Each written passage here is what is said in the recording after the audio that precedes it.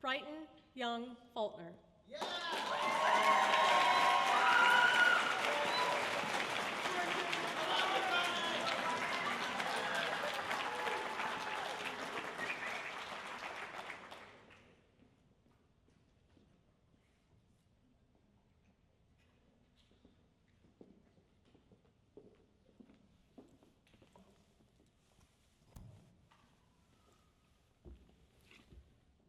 Hey y'all, how are we doing in the big 2026?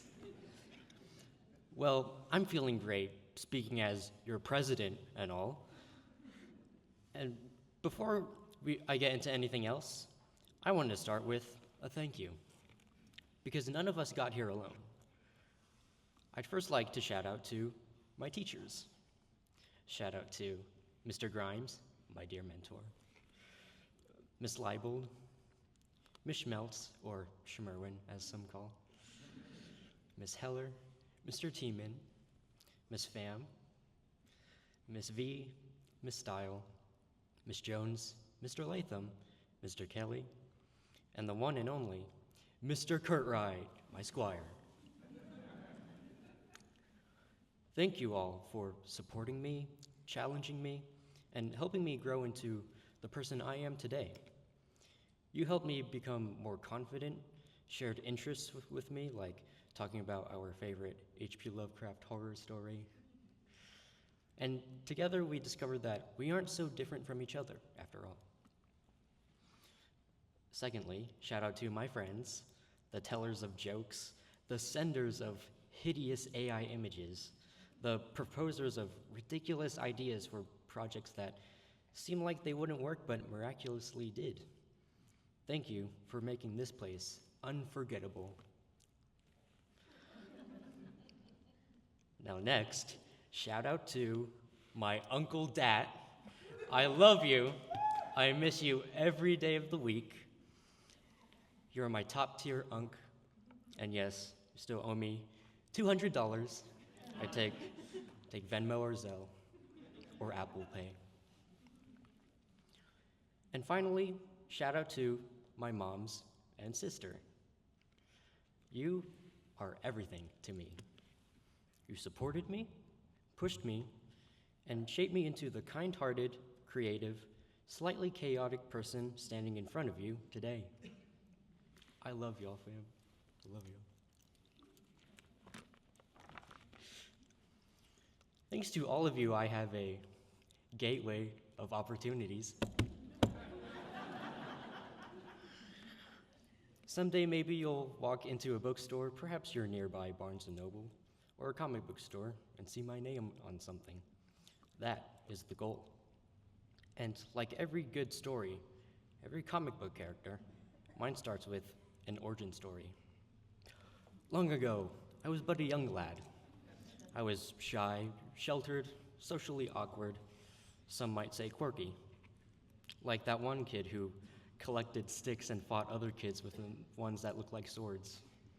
Yeah, that was me. And back then, my thoughts were full of anxious what-if questions. Like, what if they don't like me? What if I don't fit in? What if I mess everything up?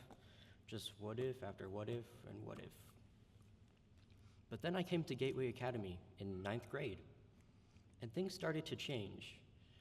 For one, I'm taller now. Oh, thank you.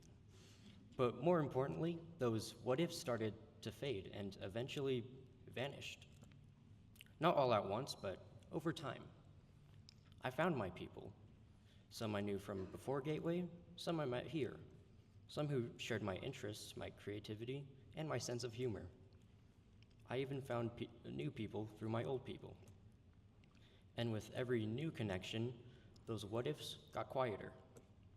I stopped seeing myself as just one person trying to figure things out, and started seeing myself as part of something bigger, a constellation, a community, a group of people who made each other better. Now, I listen to a lot of different music. One of my favorite genres is, let's just say, very specific. I listen to now hear this, a European experimental folk group called High Loam. Anyone here heard of them? No? Great. You're about to. They start every show with a quote that has given me perspective. Remember that we all are brothers, all people, beasts, trees, and stone, and wind. We all descend from the one great being that was always there before people lived and named it, before the first seed sprouted. Let that sink in. Because it means something simple. None of us got here alone. We got here because of each other, through friendships, through support, and through people who believed in us, even when we didn't believe in ourselves.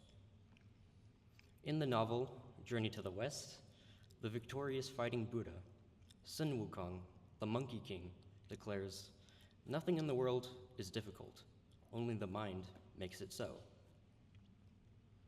All those what-ifs I used to have, they were never really about the world. They were about me.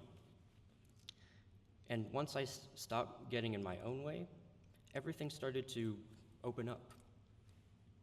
So as we all go our separate ways, whether that be college, work, trade school, or whatever comes next, remember this: don't get in your own way. Don't let what if run your life, because most of the time, things are only as difficult as you make them. I've loved my time here. I've loved being a part of this constellation, and I can't wait to see what all of you become. And with all that being said, I have 3 more words to share. President Brighton, out.